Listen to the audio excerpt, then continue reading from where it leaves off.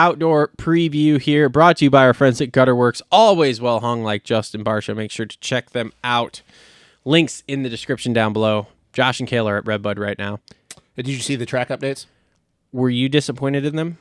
So I was definitely thinking a lot more, but I did hear that there's a possibility coming the weekend of the Nationals, they're going to do more on the front set down in the valley. Okay. They just didn't have a lot of time because obviously we know Redbud, that dirt has been the same for a long time. You have to break things in when jumps are the same for a long time. They didn't have enough time to do what they want, but apparently I have been hearing that in the Valley is going to be different for National Weekend, but we'll find out. I was upset because it's not a big difference. I did like how they utilized more in the middle after the leap, circa like 07, 08. Mm-hmm. That just means like pretty much everybody on a 250F now is going to huck the leap because of that. Like it's not even, it's like a 75-degree angle left-hander. Hey. It's going to be awesome footage first practice National Weekend. I bet. No, they're going to rip it too deep. Never mind. My ankle's going to hurt every time somebody frames that. I'm going to be like, oh, there it goes. It's definitely like every privateer 250 guy is going to be like, I can do it. Cake. I'm hesitant on the rollers being that like right before the finish. Like not right before, but like being that close to the finish. Yeah. I wish they would have done a little bit instead of just rollers into the left-hander. Mm-hmm. I feel like that's going to get very one line because a lot of people are just going to start on what is the inside, becomes the outside of the rollers and like square off and then hit that inside roller and pop to the corner. Sure. But I don't know what they're going to do in the Valley, but I have heard they are going to do some changes, which, dude, it's been needed. I mean, we've had the same track design for, 7 years now? For anybody who doesn't know, we're talking about Redbud. So they have made some changes. Go check their Instagram out. It's all over their Instagram. They made some changes over on the leap side. You now just sweep into the leap. Wide open. Yeah, wide open. Like, literally wide open. Did you see their post yesterday, though? Nobody hucked it yesterday, apparently, at the local race, which is super weird to me because I'm like, dude, that corner like that? Yeah. Some of these kids got to be like, yeah, buddy. I mean, dude, literally, all you have to do is come off the launch pad on the outside and go outside in and completely straighten out for the face and just... But everybody on a 250, though, National Weekend is going to hit it. I'll tell you, I'm not going to jump it. No, you just need to... My ankle hurts already. But no, it's going to be interesting because, like I said, all privateer 250 guys are going to be like, I can hit that. Cake. Dude. And then we're gonna have a 20. Well, see, this is 200,000 every other year. We get a good leap practice video here.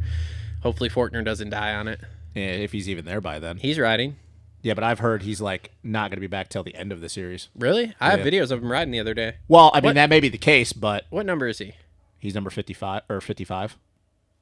55 or 52? 55. 52 is Mumford. Oh, never mind. I don't have videos of him riding yet. Then 52 is Mumford. No, I've heard that he's going to try. Sorry, I got confused on my bad. Got confused on my 50. Which I find funny. Anyways, we need to get it. Let's get into the 450 stuff. All right. Anyway, yeah. So 450 outdoor preview here. Like I said, brought to you by our friends at Gutterworks. Gutters. Thanks to Josh and Kayla there. All right. So let's start. By the way, folks, this is a very small list because there is 1, 2, 3, 4, 5, 6, 7. So clearly we know there's more. We're stretching at 7. Clearly we know there's more factory dudes, but we're only talking about the guys that we know for sure right now are going to be on Paula as of Sunday, May 21st, 6 days out from the race, or 7 days out. Yeah, 6 days. 6 days from 6 days from. We know that there's going to be other guys that are going to come back, and maybe we found in the middle of the week that other guys are going to be in. But we're only talking about guys that we know are going to be on the line, and it's the same thing for the 250 class. So don't be like, well, you guys forgot so-and-so. That's not. We're not trying to forget anybody. We don't know. Yeah. We know that these guys are going to come back eventually, but we don't want to talk about them right now because they're not going to be on the line for Paula. Yeah, I'll just tell you, we're not going to talk about Craig. We're not talking about Mookie. We're not talking about Barsha. We're not talking about Ando. Who else are we not talking about? Clearly not talking about Eli Tomac. Eli Tomac. Like, we're not talking about any of those guys because, like, we know they're going to come back, but we just don't know when. So, Kenny's like, obviously not riding outdoors. Yeah, so like, I'm not going to waste my time talking about Barsha when he comes back for the last 3. Like, that's just not going to be a thing. So, all right, so let's get started here. So, Marv was riding the other day. Yep. And the big rumor is he's going to take Webb's spot for outdoors. Yep. And I know he was doing I don't know if he was trading per se, but with Vial at Glen Helen and Paula, the new design. So I did see that the rumor is he will be taking Web Spot for outdoors because we all know Coop's not riding outdoors, and then who knows if he's riding World Supercross. All I can say is I'm happy if that's the case because I feel like Marv, this was supposed to be his farewell tour. This is our one guy we're talking about that we're not sure is going to be at Paula. Yeah, but we're talking about him because we know he's riding. We know he's healthy. The rumor is he's going to be. He was at Salt Lake too. Did you see that? I did see that. Some of the track walk videos. Dude. All I will say is I'm happy if it's the case. I feel like he got boned a little bit. He rode one round of Supercross, but it really knows with Marv because that's the thing is like, okay, so Marv, we know he came back for the last round to ride a 250 at Paula because he was going to go ride for France at MX of Nations. Yeah. Went over to France for like 3 weeks, went to MX of Nations. Track turned out to be a shit show. I think he did well, but definitely probably not as well as he wanted to. He does a couple off-season races, rides one round of Supercross, and then gets hurt. Mm-hmm. We don't have a lot to go off with Marv because he hasn't done a lot of racing in the last 12 months. Yeah, so we don't really know where he's going to fit in here. But you got to assume he's going to be in the top 10 with the way the class is right now if he starts.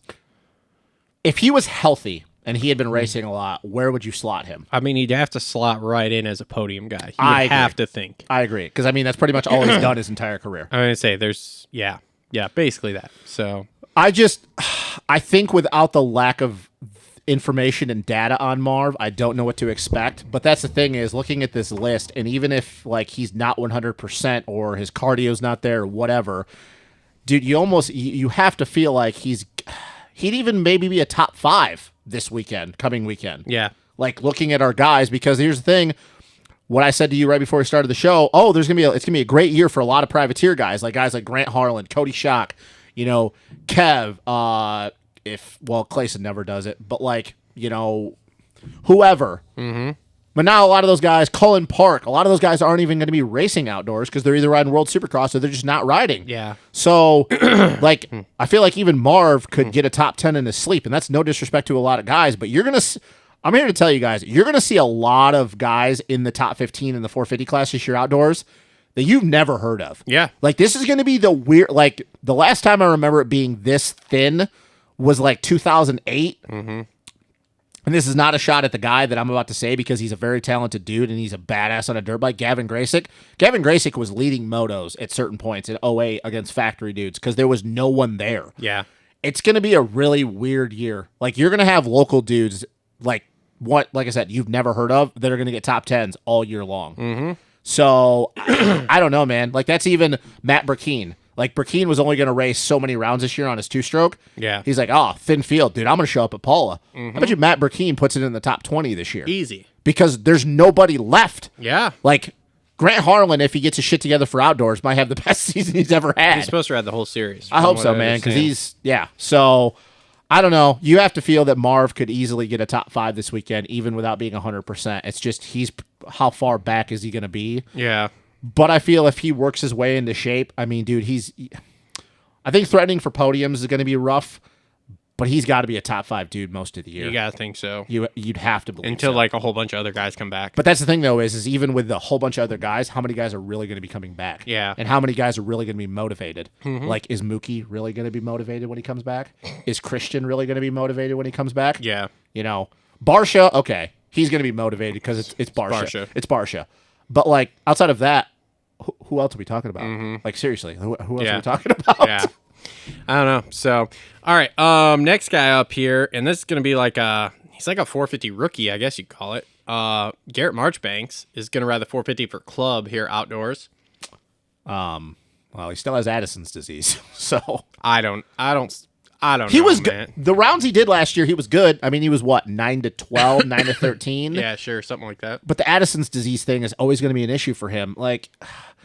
I don't really know where Marchbanks goes from here because it sucks because he's so young. People forget that dude. He's not even 24. Mm-hmm. He might be 22, maybe 23. He's got so much promise. He was a highly touted rookie for Pro Circuit coming out. He won Daytona. He's led races. He's always been uber fast. Wild child kid, really good on the 450. But that Addison's disease is always going to be a thing now, and it's not going away ever. Yeah. So, I know that there were times last year where he had it under control and he looked really good.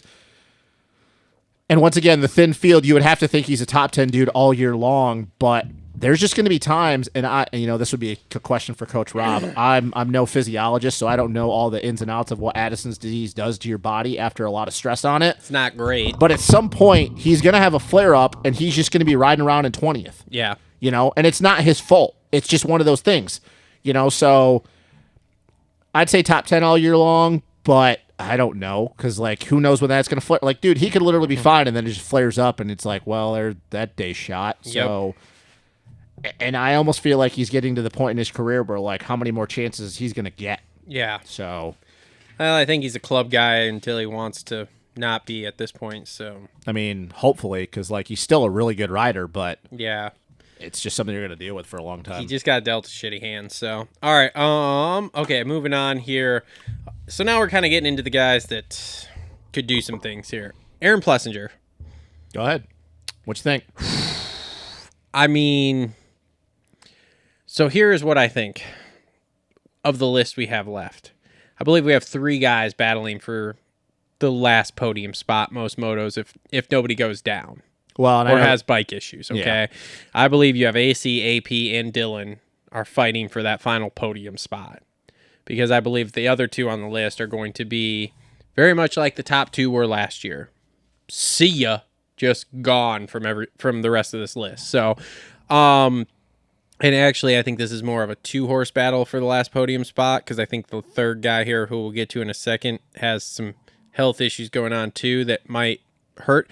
But I think he's going to be okay outdoors, man. But the real question is just how beat up is he from Supercross? Because we all know he came back, raced that last Supercross, probably, honestly, to get his money for fucking racing Supercross this year, because he probably had X amount of races he had to do, and he was probably 1 short. So that's why he came back. But we all know he was still sore. And now you've got a week off, and then you're going right into outdoors, which we all know is a bigger testament to how manly you are compared to what's it called. And AP likes outdoors. Yeah, he does like outdoors. So I think he'll do well. But I mean, the question really is do you see him doing more than a second or third? Do you see him winning a moto or winning a race? No. And overall? No. Okay. So the unfortunate thing for AP, though, is it feels like every time, because, dude, he should have won Detroit. Let's be real. Yeah. He was going to win Detroit. Cross ruts, gets pitched. Lucky he didn't have a gnarly concussion as hard as he fucking arrowed into the face of that on-off. But this is the same thing, though. You go back to 2021, when he was riding for Star, and then he fucking looped out at Unadilla. He was having the best season of his life. He was getting top 5s. He was inching towards the podium, and every time Aaron seems to build momentum, something it comes happens. crashing down. Yep. So no, I don't see him winning a moto. I think if the situations are right, you get some of these tracks where you go to Washougal, you go to Unadilla. Which the thing is I mean, okay, I didn't see him leading 20 fucking laps at Detroit either. No. I didn't call that. So if he does, he I'm going to kind of shrug my shoulders and be like, okay, sweet. And we know if it rains, if it's a mud weekend, he's going to be really, really good. Some of these tracks where you just got long ruts that start halfway down the transition and go all the way to that, Aaron, that's his type of tracks. I think podium's going to be very hard, especially when you start getting a likes of a Justin Barsha back. Because once again, he is going to be motivated because it is Barsha and he likes outdoors. I feel like Aaron is going to be a lot better than the next guy you're going to say. Yes, I think so too. I think you got to say he's going to be 4th to 5th all year long. And could he get on the podium sometime? Of course. We're still talking about Aaron, right? Yeah, we're still talking about Aaron. But I think his ceiling is 3rd, and I really think even that's going to be hard with the 3 final guys we're going to talk about. Have you heard the rumor that KTM has been approaching him to go race GNCCs next year? I feel like he wants to do that at the end of his career. I do too, because he's always ridden them. But that's kind of that was his dad's thing. But I hear that they're offering that it's crazy because obviously he led 20 laps in Supercross. He's a super great moto rider. But I've heard they're trying to move him out of that spot. Which is an interesting thing. They would have to. Well, they kind of want to. They know how good he is in the woods, and they've been searching for a guy to fill since Caleb Russell retired. I mean, it's only been a few years. I feel like he's eventually going to do that. I don't know if it's going to be with KTM, but I feel like for him, I think he still has too much he wants to prove as a moto and a Supercross guy. Because let's not forget, guys, we're talking about a two-time 250 champion and he won 2 titles in 1 year. Yeah. Supercross and outdoors. Yeah. So this dude is still a badass He is a badass on a dirt bike. He gets dealt shitty hands. He just can't get momentum going and keep it going. You know, that's the real downside to it. Because he's really good. Like I said, I didn't have it on my bingo card for him to lead 20 laps of a race and crash on the last one. I think you'll see it at the end of his career. Who knows how many more years that is, but I still think he wants to prove some points because I still think he kind of walks around with a chip on his shoulder, which is weird to think about with Aaron Plessinger, as happy-go-lucky as he is.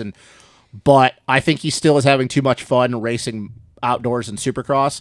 But I could see how at the end of his career, because he is 27, I think, I give him 2 more years and he goes into that role, does it, and I think that he probably wins a couple of those titles, if not a bunch. Maybe, but to round out his career. Here's the real question, though: is his contract up this year? I thought it was up at next year. Okay, maybe I don't know. Well, once that contract's up, then it's like, okay, where does he go? Because he's okay, relatively speaking here, but it's like, who's gonna pick him up when there's there's a lot of 250 guys coming up. Mm-hmm. It just depends on what he does until the end of his contract. Because if he goes out there and he does finally not lose momentum and get hurt, wins a Supercross, gets on the box, does this and that. So I don't know. I don't want to see Aaron's Supercross / motocross career end right now. I think he still has too much to prove, and I think he can get it done. It's the one time where I got to say that outside force of luck has got to come into play for him. Yeah, he's going to have to start stringing it together. Otherwise, it's going to be like... And it's just always stupid shit with... It's not... Sometimes you look at it and you're like, dude, the stuff that happens to him isn't even like brain fart moments. It's like stuff that you would go, if that was anybody else, that would be like, oh, it would derail them, but it wouldn't really put them... Like, dude, when he cross-rutted, like, oh, he could have cross-rutted, bounced to the outside, goes off the track, but no, it's Aaron, so it's got to be exaggerated as hell. Or the same thing at Unadilla when he looped it. Oh, he just loops it and it pitches forward, but yet he gets slammed to the back of the ground like a fucking arrow into the... So I think he's going to be good this summer. I think he's going to get a lot of top 5s, but I think his ceiling is a podium unless it just downpours to hell. Because those 3 guys are very, very good. Yeah. Very, very good. So we'll see, but I want to see... I just really want to see him make a whole outdoor season. Yeah, that'd be cool. Be really good for him. So. All right, so next guy up on our list here, AC9. Have you listened to his podcast yet? No, but I did see, though, didn't it drop earlier, like a couple days ago? It dropped like last week, yeah. I haven't listened to it yet either. It did come on my YouTube thing, and then when I saw how long it is, I was like, oh, so this is like a legitimate podcast. This is a legit podcast, yeah. Well, it's something he's good at. Yeah, so, okay, so here's my worry with AC Outdoors. He's still having arm issues.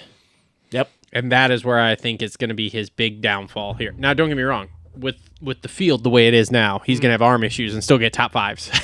You would hope so. You would really because his arm holds together. Although what I have been hearing about his arm is that his big problem is big hard whoops. Which we don't have big hard whoops on outdoors. So maybe, I don't know. We're gonna have to kind of wait and see on this. We're gonna have to get 3-4 rounds in and kind of see what it looks like with him. But that is what makes me the most nervous. I definitely think he is. Him and AP are like that last podium spot. Him, AP, and Dylan here, who we're gonna talk about in a second, are that last podium spot. And man, I don't know. I feel like he has the potential to go to that next level with Chase and Jet there, which we'll get to here, but I don't know with that arm and at this current moment if he can do that. If he can go to that level, because that level is going to be ridiculous. I think he's going to be really, really fast, and I said this at the end of Supercross. I think that he's going to be really good outdoors. I think he's going to be really good, but I think he's only going to have 20 minutes in him, and then I think it's going to go downhill quickly. So it just depends on can he get starts? Because AC is very up and down with starts. Sometimes he's really, really good, and he yanks off like 5 in a row. And there's other times where you're like, oh, he's 10th. But you would hope with this field, not a lot of factory bikes out there, that he wouldn't come around the corner in 20th. You would really hope so. Because like I said, I think there's going to be more privateers that you've ever seen this year. There's going to be. Did you see how short this list is? That's what I mean. So from like... We're talking 13 privateers. 8th to 20th is going to be a fucking free... Well, if Grant Harlan, so maybe 9th to 20th is going to be a fucking free-for-all. Yes. So can he get starts?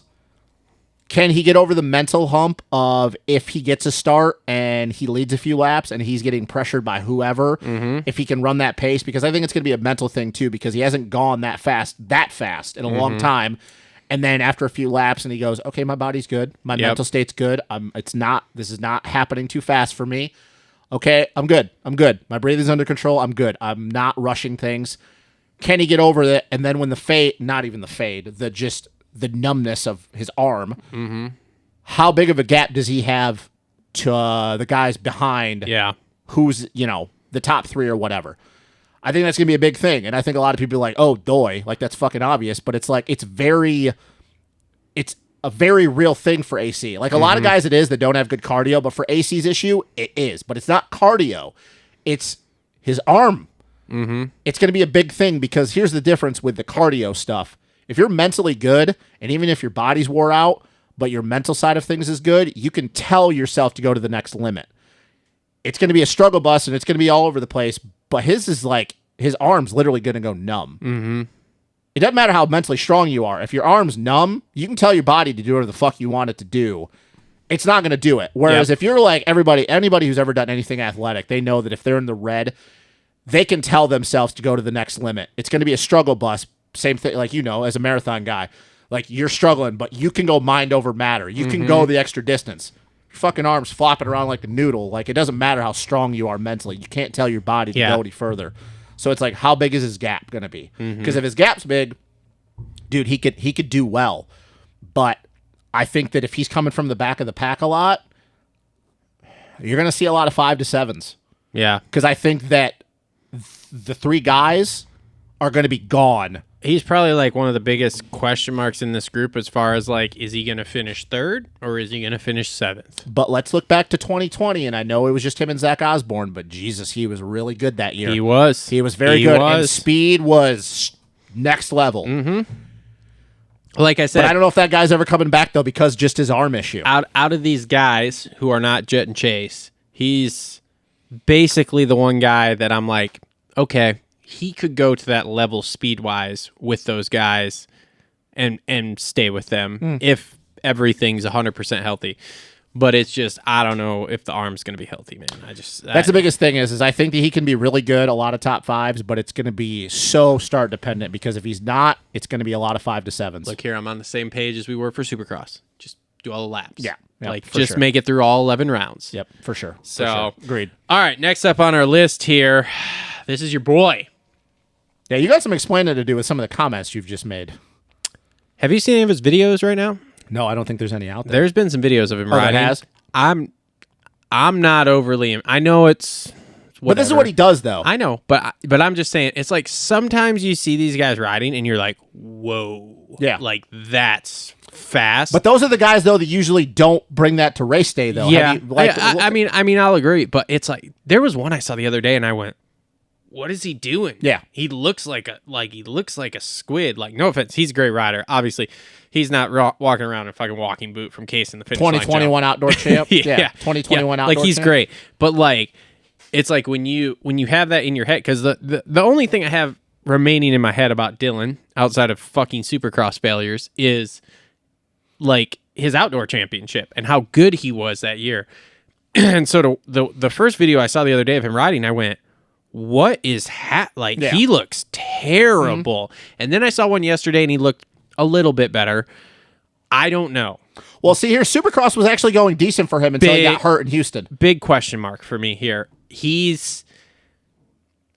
I don't know, because he hasn't been racing. That's the big thing. You look at between last year and this year, the amount of races he's done, not many. No, and outdoors, even less. Because what did he come back last year for? 2 outdoors before Barsha T-boned him? It was just 2. It was Unadilla and Buds. Yeah, and then Buds, he got Unadilla was rough. He was good in practice. Unadilla was rough because the starts were terrible. And Buds, he got into it with Barsha, and then he obviously didn't race Ironman or Paula. Yep. But what happens when he goes to MX of Nations, though? Yeah, he was good there. He beat Chase in the qualifier, yep. And I looked this up because I knew we were going to talk about this, especially with a guy later on that we're going to talk about in a few. Dylan was fastest, like, literally all weekend long. He had faster lap times than everybody. I even went back to Sure because it's been a long time since that, and I wanted to make sure I wasn't wrong. I went back and looked at his lap times. He was 0.6 faster than Chase in the qualifier. Okay. He was almost a second faster than Jet. The second moto, because he was an MX3, the same thing as Jet, coming through the pack, we know his start was fucking terrible. He was 1.1 seconds faster than both Chase and Jet. Okay. And then the third moto when he was leading, and let's not forget, he was walking away from everybody, and then he crashed, his own fault. He was going to win that moto. I don't care what anybody says. He was 1.7 faster than Jet's fastest lap consistently. Speed's never been an issue with Dylan outdoors. Okay. I've said this, and I'll stand by this. Dylan is my guy. If Dylan is healthy, Dylan can run with Chase and Jet, and just to feel I would have been there, but I don't know if he's going to be healthy. If that Dylan that showed up in MX of Nations shows up, it's going to be a three-man war all summer long. But we don't know, is he going to be healthy? So it's like, is he going to come in and he's just going to try to get on the box and try to put in motos, put in consistency, and then if he gets healthy halfway through the year? I don't know Dylan's going to show up at the beginning of the year, but I'll tell you this, if he gets through healthy and he gets to be the guy that he was in 2021 and the guy that showed up at MX of Nations, it's not going to be a two-horse race. Now, maybe he's too far behind to win the title, so it's just going to be about winning motos and proving a point. But for me, the biggest thing is he going to be healthy? Okay. And we don't know. If he's healthy, I've argued this with many people. Wyman and me have gotten into this. He's outside of Jeffrey Hurlings, he can run the pace with anybody in the world. He's just as fast as Chase. Dude, he proved in that qualifier and on Saturday at MX of Nations. He dogged Chase and pushed Chase into a mistake. It's just, is he going to be healthy? And that's the thing we don't know. So I reserve I don't know what's going to happen at the beginning of the year, but I'll tell you this, if he works his way into shape, he's going to be battling with those guys. But until that point, then yes, it's going to be those two for however long. And that's all I have to say about him, because I still am a firm believer, and it annoys the shit out of me that everybody forgets how good he was in 2021 and how good he is outdoors. But it's kind of like we always, well, how was your last race? And I understand that. And he was doing well in Supercross. Yeah. Got a couple fourths, some fifths, some sixths. Crashed. Story of his Supercross career. I get it. He's never going to win a Supercross title. I don't claim he's going to. Here's my couple hesitations with him, okay? Number one, obviously there's been injuries and stuff. Yeah. Number two, I appreciate the statistics there on the lap times at MXON. We can both agree. Chase wasn't riding that race to set the fastest lap. Chase was riding those races But to Saturday not he was. fuck up. But Saturday he was. We'll agree to disagree on that one. Okay. I'm going to say all weekend Chase's motto was don't throw this fucking thing away. Okay. Chase wasn't riding that like he was racing fucking Eli 2 months before that. Okay. He was there's not. So Hey, I'll tell you this though.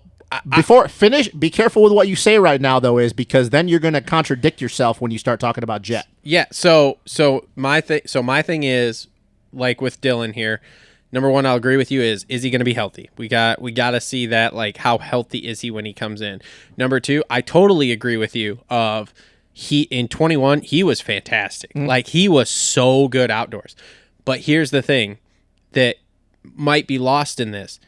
When he won that title, he was still having shit starts. He was. So the big question is here is, can he get a shit start? And I know there's not a lot of guys to come through at this point, but depending upon how long it takes him to get there, if his starts are still shit, how far checked out are these other two? Because Chase and Jet starts are on point. But what if he gets starts? They're going to go. If he gets starts, then it's a whole different ball game. But I'm just saying, if you went back and averaged 21, because that's why the Dylan Danger Zone was a thing, because he got shit starts and he had to come through.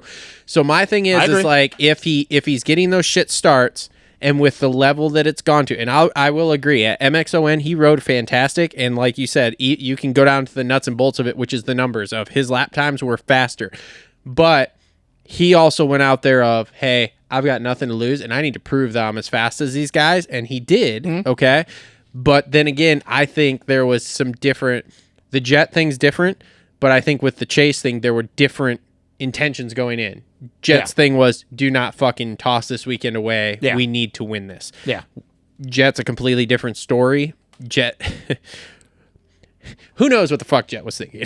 Yeah, I don't think Jet knows. I don't think Jet knows. Jet doesn't know. I don't think Jet knows what Jet's thinking. So that's a completely different story. And so yes, he could very well be faster. Starts than and Jet. Healthy. Can we both agree on that? Starts and healthy. Yes. Because if you have those two things, can you agree that he can be there with those guys? Yeah. It's the two things though, and that's the thing is I've never disagreed with you on that is the starts and how healthy he is, because we don't know that. So can we agree that if he gets to the point where both of those aren't a problem, we're good? Yeah. If he, but it's just then there's a high probability he can run with them. Is it just going to be where are we going to be at? And that's the thing is I don't know, because I don't know how healthy he's going to be going into Paula this coming weekend. And the big thing is too is like, okay, we obviously saw them race Des Nations, but now you've got Jet has been on a 450 since the first break is what I think everybody's been talking about is like the first 250 break there. Yep. He's been riding 450. Like he hasn't been riding the 250 other than to race it on the weekends from what I understand. Yep. And then you've got Chase obviously has gone through this Supercross title and everything else here. And I don't know how long he's been testing outdoors. I can't remember what they said, but so it's like, okay, have they gone to another level? Because they're both still young and have more levels to go to.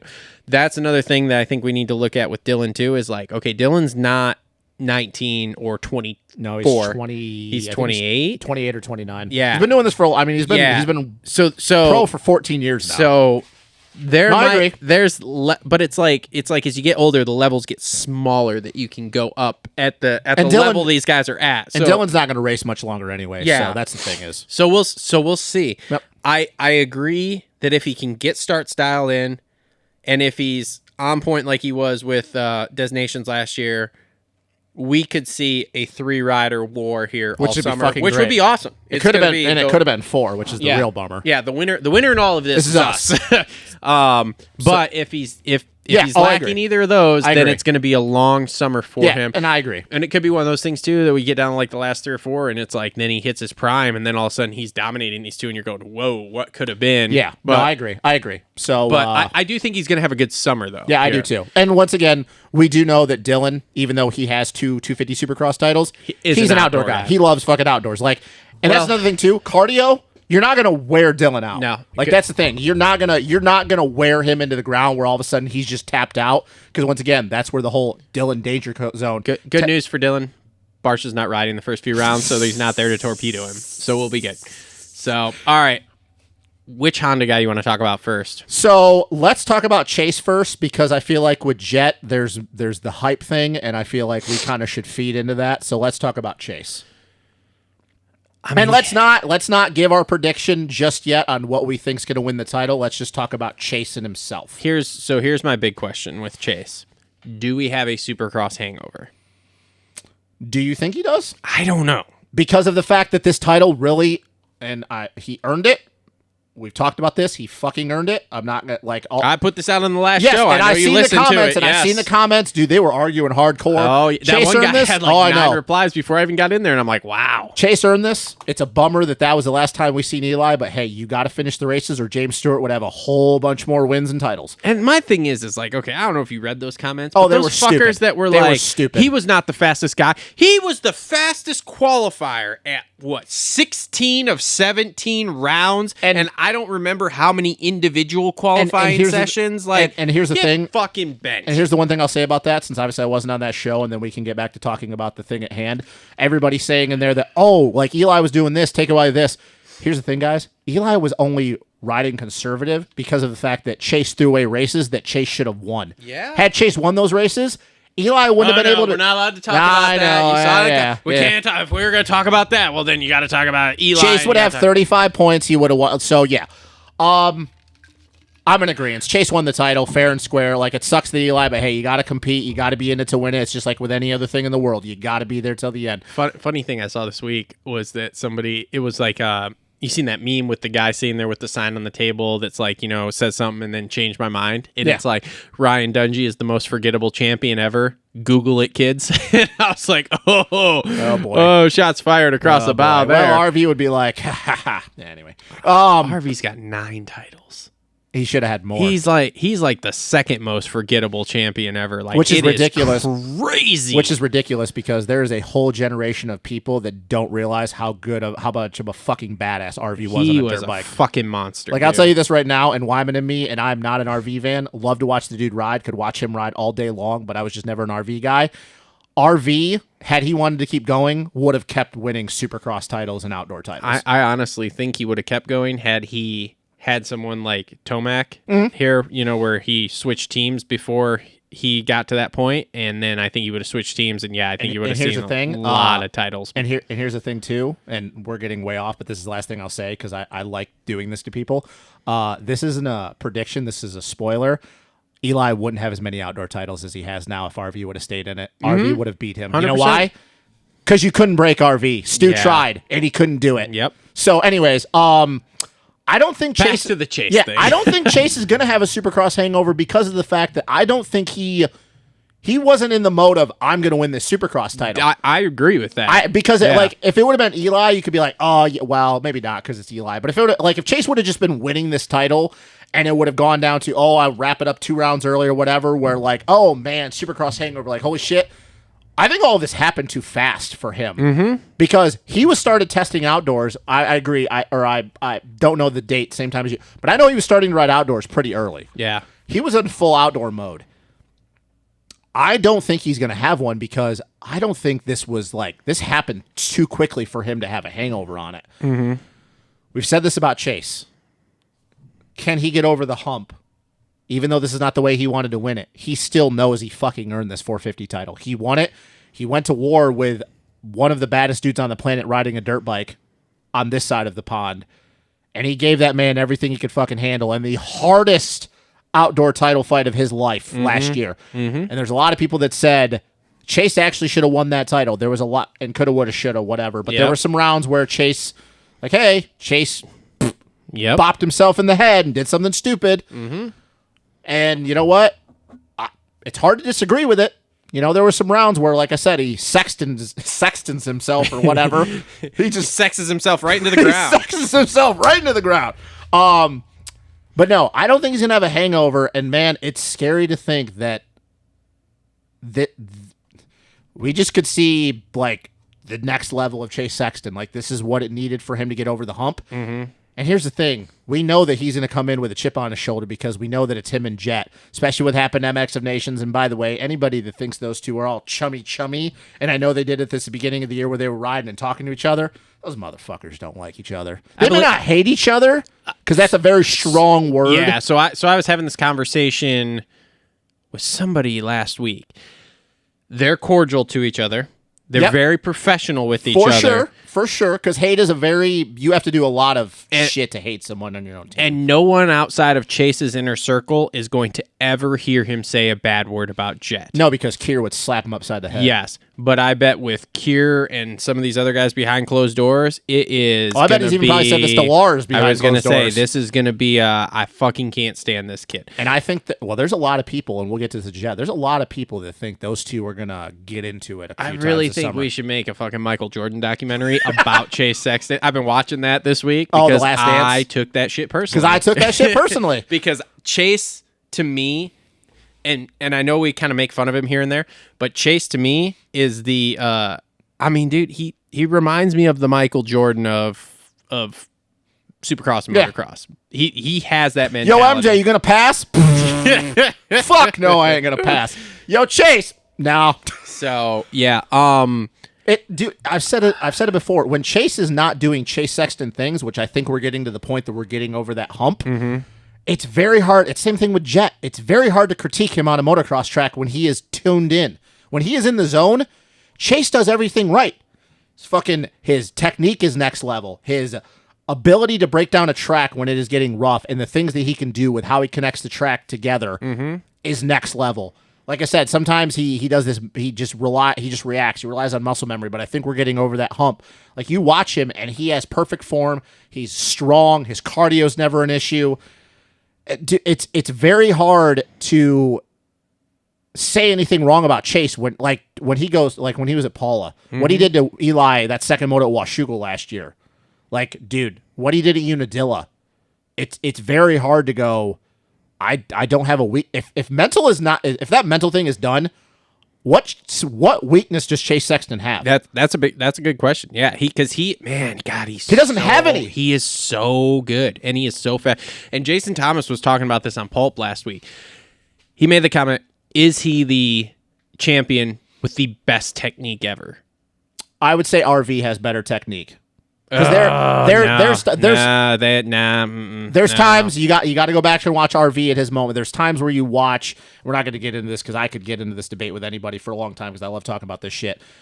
Chase is different in the sense because Chase is obviously a lot bigger. See, so now you're going to make me DM JT and see if I can get him on the show because I want to hear you two go at it about technique. Oh, I love it because then I think if RV heard the clip, RV would be like, please. Just no, the one thing I'll say where I think JT's coming from is with Chase compared to RV. RV's obviously not a big guy. Chase is so big and strong that when the bike steps out on him, I think it amplifies how good his technique is. Where with RV, you looked at some of the moments and you're like, man, he's just he not that RV was ever like a weak guy. Like RV was like he was big. He was like a bulldog. But there were times where like the bike was just putting pressure on parts of his body because his body wasn't getting up and over the top of the bike. The chassis is where Chase is like could lift a little. Anyways, where I think that comment comes from, but it's hard to disagree. Like Chase, like his fucking technique is flawless. The way he rides a dirt bike is flawless. It's really hard to. I don't know any weaknesses Chase has if he's over the mental hump. I will say though that, and we'll get to this here with talking about Jet here in a second. This is his moment to get these titles right now. And if he does, here's the thing though, is that's why I believe that if he wins this outdoor title, he's gonna need this mental boost here of winning both titles this year to go into war next year, because next year is gonna be. But here's war in the opposite direction. He's the old dog compared to. And here's the thing, though, that if he does, though, that KTM, I disagree with everybody that says that bike wasn't good. That KTM 450 was really good at the end of the season. I think Chase, as good as he is on a bike, he's going to make that bike work for him, where some of the guys in the past haven't so much. I don't think it's going to bother him. Because, like I said, the mental thing is the one thing you can critique Chase on. If mental's not his issue, where are you going to find a weak point in his game? Because all of the things that the next guy has outside of being younger, Chase has those same things, and Chase is in his he's in his man body right now. Yeah, he's entering his prime here. So it's like the other guy like still has some room to grow, which obviously he has a ceiling that he could keep growing, but it's like all the things that the next guy we're going to talk about has, Chase has that same thing. Yeah. Except he's in his man body. Yeah. So for sure. Yeah, I don't know where you could go. Oh yeah, Chase is gonna have problems with that. I can't think of anything. Here's a nice thing. Like the list is short here, but I'm not looking at this list going, "Yep, he's gonna go 24-0." Or no. Well, what is it this year? 22. 22-0. No, because you got the other guy. Like I said, is Dylan gonna do Dylan things? Is there gonna be races where it's a mud and AP's just, or does AC just have one of those motos where he figures his shit out? Yeah. So let me ask you this: how many moto wins and how many overalls do you think Chase gets this year? There's 11, by the way, just so everybody knows. 11 overalls. Yeah. Yeah. Man, that's really fucking tough. Because, like I said, do you want me to give my opinion taking out if Dylan gets his shit figured? Because that's a hard thing, man. I don't know because it. How many did he get last year? Do you know? I don't remember, and I can't look it up. The iPad's dead. Because I'm super prepared for this. So I think he's gonna have more. This is going to be weird. I think he's going to have more overall wins than he's going to have moto wins. Okay. Because I think the overall, which is crazy to think that Chase's consistency, I think his consistency after what he did with Eli last year is going to help him win more overalls than moto wins because of the fact that, like I said, you have Jet. Is Dylan going to get shit figured out? Because like you said, Dylan could roll off 4 or 5 motos in a win if he gets his shit together. Is AC going to get his shit together? AP, is it going to be a mud moto? So I think Chase is going to have more overalls than wins, or overalls than moto wins. Moto wins, I don't know. I think that he at least gets half of the overalls. So you think he's going to win 5 or 6, basically? Yeah, 5 or 6. 5 or 6 overall. But moto wins, I don't know. Because I think a lot of those overall wins could be because consistency, because he go 2-1. I'm going to, as boring as this is going to be, I'm going to actually agree with you. I think 5 or 6. Because it'd be very easy to say that him and Jet are going to split, and then who's going to have the more consistent. Yeah. Once again, though, we talk about Dylan. Is it going to be mud? Does AC get... Because here's the thing, too. We both know that if there's one moto that AC's just fucking feeling it and his arm doesn't go numb, I truly believe he can beat all those dudes. Yeah. I really believe that. And once again, this is coming from not an AC guy. Yeah. So... Yep. So yeah. So I'm going to go with 5 or 6 there, too. Actually, I'm going to go with 5. Okay. I'm going to go with 5. there. I'm going to go with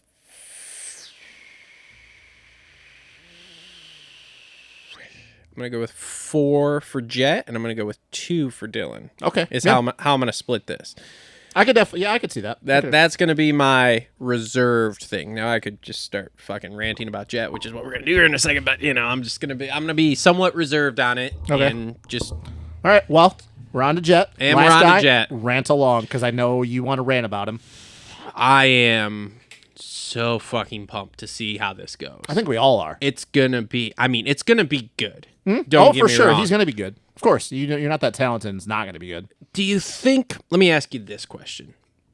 Are we going to see some big, I'm going to call them Sexton moments out of him here? You mean where, like, he's just relying on talent alone, or like get-offs? I'm talking get-offs. Oh, like big ones. Yeah. Which is something that Jet hasn't done a lot, so it'll be interesting to see how he... If it does. Because, okay, so I heard somebody was talking on something this week, and they were like, actually, I think it was a calling guy to Pulp. Somebody who called in. It wasn't like an industry person. It was just like a regular, like you and I calling in. Mm-hmm. And they said something to the effect of like, Jet's been able to ride the 250 for essentially the last year here, or the last year and a half, at 75 to 80% and smoke all these guys. I would say in Supercross, I would say there's been times in outdoors where he's bumped it up to like 92, 93. Yeah. But Supercross, yes, it's been a fucking cakewalk. And they're like, let's be real. They're like, now he's going into 450s, and he is going to have to push his limit here. And we have seen on the 250s on occasion what happens when he gets frustrated. So that's my big question is, number one, how much to that limit is he going to have to push? And number two, when he does push to that limit, what happens? Are we going to see 16-year-old Jet who torpedoes himself into a triple face, or are we going to see a more mature? Because I'll be honest, he's 19. Remember, he's going to be turning 20 this. Yeah, but I'll be honest, his bike age is way more than 19. We've seen it in that 250 class. Like it's just unreal how mature he rides the bike But it is, once again, though, riding against inferior competition. Yes. Supercross at least. Respectfully, disrespectfully here. Supercross inferior elite, competition. Supercross at least. Outdoors, we've seen a few times where he's just gotten beat straight up. But Supercross, yes. And honestly, I don't even know. I think 75% is being generous. I think there's times where he's riding like 70%. Oh, yeah. For sure. Oh, yeah. Like I said, outdoors has been more of a struggle, but Supercross has been a fucking cakewalk. Yes, it has. Yep. So, for sure. So, dude, it's going to be really, really good. I think he does have big get-offs. Not a bunch, but I think there's going to be times because he's going to have to push to stay with Chase. And I think this is going to be the first time where you're going to see 100% Jet, and that's, knock on wood, I pray to God that he does not hurt himself. But this is going to be the first time where he's had to go full bore. Yeah, the hard thing is that, like, so I haven't really heard from anybody who's been around watching him ride the 450 at this point. And no offense, I can't take what those guys say anymore. But Dan Truman even said on a show, he's like, because somebody was talking about this a few weeks ago with some show he was on, and he's like, look, when I watched Jet ride that 450 on the outdoor track, I'm like, holy shit, that's good. He goes, but if I was watching Chase do it, I would say the same that's thing. Good. So he's like, so I can't really give that to you. I mean, it's, I don't know, man. Like. The Des Nations really opened my eyes for like, holy cow, because we've all seen this. Okay, yeah. These guys on 250s, and yes, I have a huge boner for Jet. Okay, he is my guy. All right, yeah, he is. But we've all seen this where the 250s they're just dominating like that. And I mean, look at Garrett's. Look what Garrett's did. Yeah, and then they go to 450s, and it's like, whoa, yeah, like you were not ready for this. But then you take Jet, who was on a 450 for fucking 2 weeks before Des Nations, and he goes out there, and it's just like. And the thing is, I was having this conversation with somebody the other day too. With him, it's like you watched him ride that, and maybe he was pushing, maybe not. I don't really know, but man, it still didn't look like he was trying. But then you also, let's like he was flying for not looking like he was trying. But let's look back to that weekend though, because I knew we were going to talk about this, and Jet was phenomenal. Look what happened on Saturday, and you could say, okay, maybe he was just getting a feel for it. That's fine. He wins the second moto the second moto on Sunday. Mm-hmm. We just talked about with Chase. Chase was not trying to blow it. He said this. Yep. Jet didn't win the third moto. Maxime Renault did. Yes. And he had 10 minutes to pass Renault, and Renault, he didn't pass him. Yep. So it's like he was really, really good, but also so was Jago Gerrits. Yeah. And Gerrits was in the same situation as Jet. Gerrits was really so good it's that like, weekend, yeah. holy shit. So it's like Jet was really, really good. Jet is going to be phenomenal. He has such a bright career, but I think this is going to be the first time where we've seen him go to his limit. He's going to have to go. Yes. And he's going to have moments because he's had it, albeit very, very small, where he's got frustrated, and we still see, oh shit, Jet's still a 19-year-old kid. Yeah. And it's fine to do that. He's a 19-year-old kid. Like, Jesus, he's only been pro for 3 years, and really his first year was a crapshoot because he didn't even really ride that much. Yeah. So, like, he has not had to push to the next limit, and it's been very, very slim times that it has. He's gotten beat, but it's like, is he going 100%? There's times where you can be like, he's going at 90. But then there's times where, dude, and I know it's just one example, but it's something we have to take into now that he's on the 450. Unadilla wasn't great last year. You remember Unadilla, right? The I don't first know. moto I'm going to have to go back and watch it now. he crashed 4 times in the first moto. That was when he passed Romano. Romano passed him back. And then he... Okay, yeah. Because I remember we talked about that, and you were like watching, and you're like, oh shit, this is not good. Like, Yeah, just had a it's not shit. good look. And once again, that's one weekend. It's 2 It motos. happens. It fucking happens. But here's the problem, though, is that you're going to have to go to that limit every weekend this summer. Because here's the thing. Chase, whether Chase wants to or not, is going to go to that limit. Because here's the thing. He did it all last summer. So Chase knows he can go to that limit. Jet, we don't know yet. Because here's the thing. We talk about this. Same thing with Supercross, where the times in practice where he just puts in a heater, doesn't look like he's trying, and then he goes 1.5 seconds faster than everybody. And you're like, oh my God, that's what everybody talks about. But then we talk about how, well, we've never seen Jet have to do it multiple laps in a row. So it's like, can he do that yet? And now we don't know. Does he do it at the practice track sometime? But here's the thing, though. It's hard to think he does because mentally, we all know with these guys, if you have no reason to go that fast, you don't go that fast. Yeah. But here's the thing. He's riding practice track with his brother. And, like, I know how it is with the brother. It's like, you're always trying to beat him. But are they going at 100%, though? That's the thing. And that's the thing is we don't know until we see it. But once again, though, we all know with these guys, when it's on practice day, even if you're riding with somebody, if you have a big moment, you're like, shut her down. We don't need to crash. Case fuck out of a jump. Yeah, break your case ankle. shit out of a jump, snap your really ankle. Will stop you. Really stop you quick. So it's like I don't really know. Like, I don't know what to expect because I think he is going to have those big moments because I think this is going to be the first time we're going to see Jet have to go to the next level consistently. And I don't know if he's never really had to do that. Will it surprise you if he wins the title? No, because he's too fucking talented. He's too talented. This is like what's the percentage you give him to win the title this year? 35% him, 75%. Or I'm sorry, 25% him, 75 Chase. Okay, we're not super far off. So I'm like 50% Chase, 40% Jet, and 10% Dylan. And I was even thinking when I originally was thinking about this, I was like 40 his way, 60. You know, Chase's, and then I was like 35, 65, and then I was like man. Then and now that we're having this conversation, thinking about the fact is he going to have big moments? Because that really never crossed my mind because Jet doesn't have those. But then it's like you start thinking about it, you're like, well, Jet's really never been pushed to the limit for a whole entire year since he's gone on this win streak. We are going to see very, very quickly here because I ask about the Supercross hangover, but I'm with you in the fact of I'm not 100% sure that we're really going to, I don't even give it a minor percentage, honestly, that we're going to see that because of how he won that title there.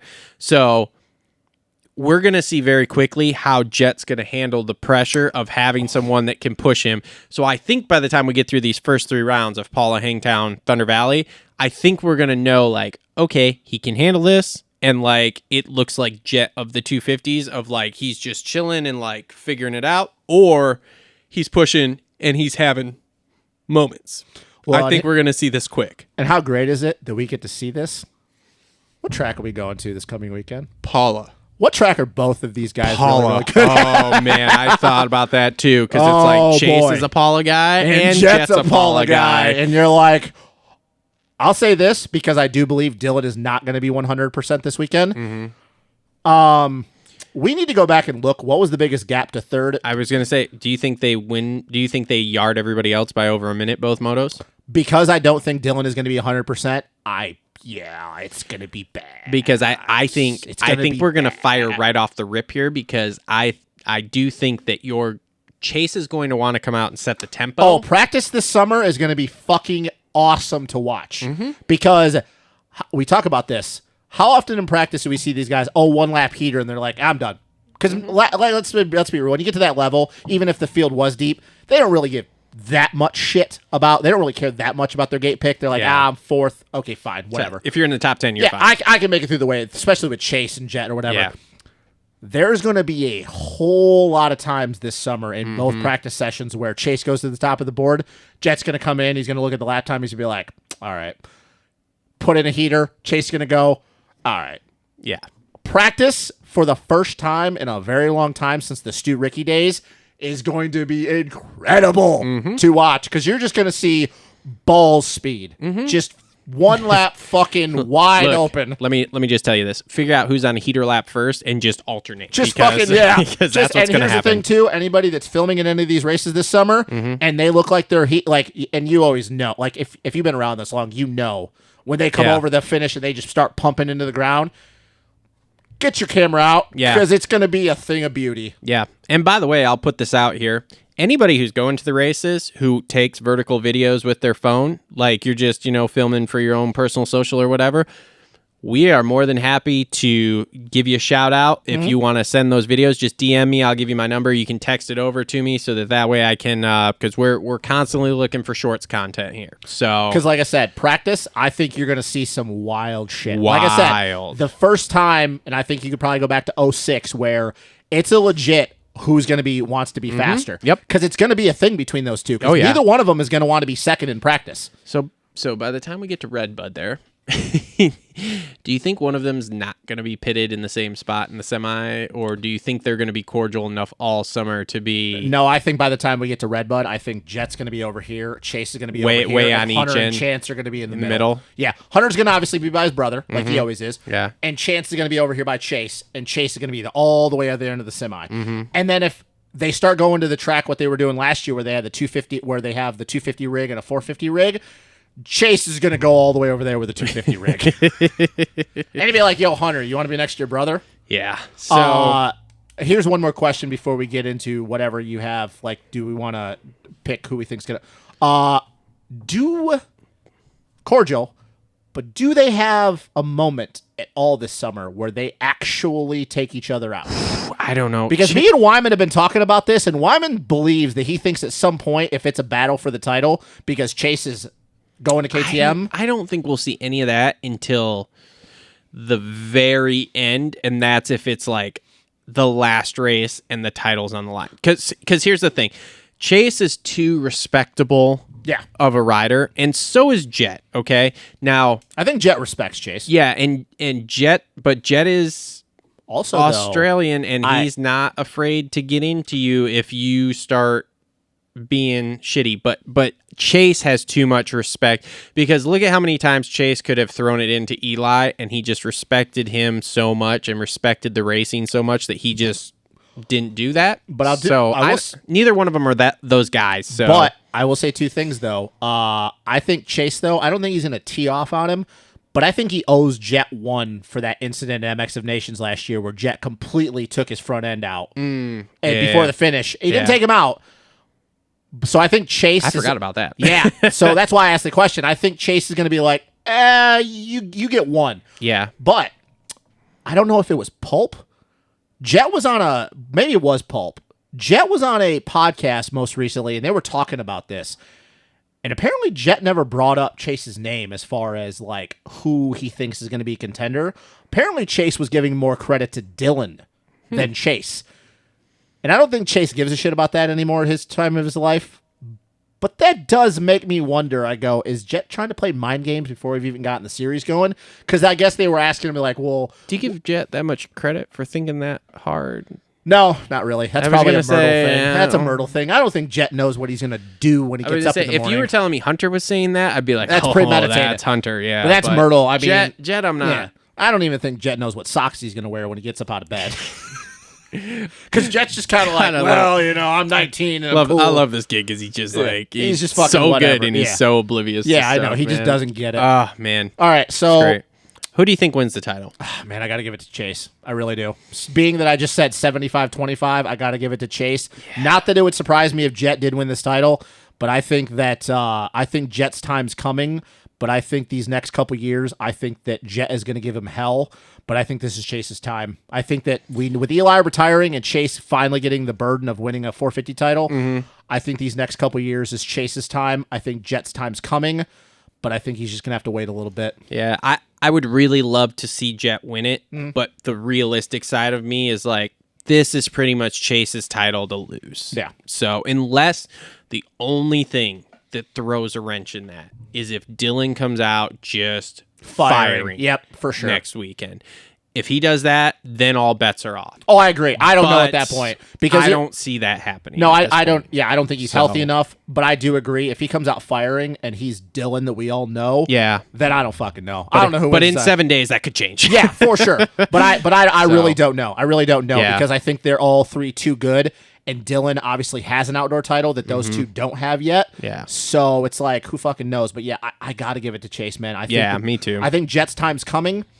But I think these next couple of years it's this 2024 is the year of the Jet here. Okay, we'll just go with that. I think Jet's going to be really good in 2024, but I think that if Chase wins this outdoor title, I think that Chase is going to reel off a couple. Like I said, I think that it's going to be hard. Jet's going to make it tough on him, but I think that the next couple of years it's going to be a Chase Sexton. Yeah. I really do, which I'm good with. Like, I've been very critical of Chase in the past, but we all had the... I don't know if you remember this, but we had this conversation. We were talking about Chase and Fortner years and years ago, and we both asked each other, well, who's going to have a better career? And we both said Chase Sexton. Yeah. And it is obvious we do that years ago, but it's crazy to think that Chase is at this level right now because nobody saw this shit coming when Chase was coming out as an amateur. Yeah. So. Yeah. Okay. So that was your 450 outdoor preview show here, or outdoor preview section here, brought to you by Gutterworks.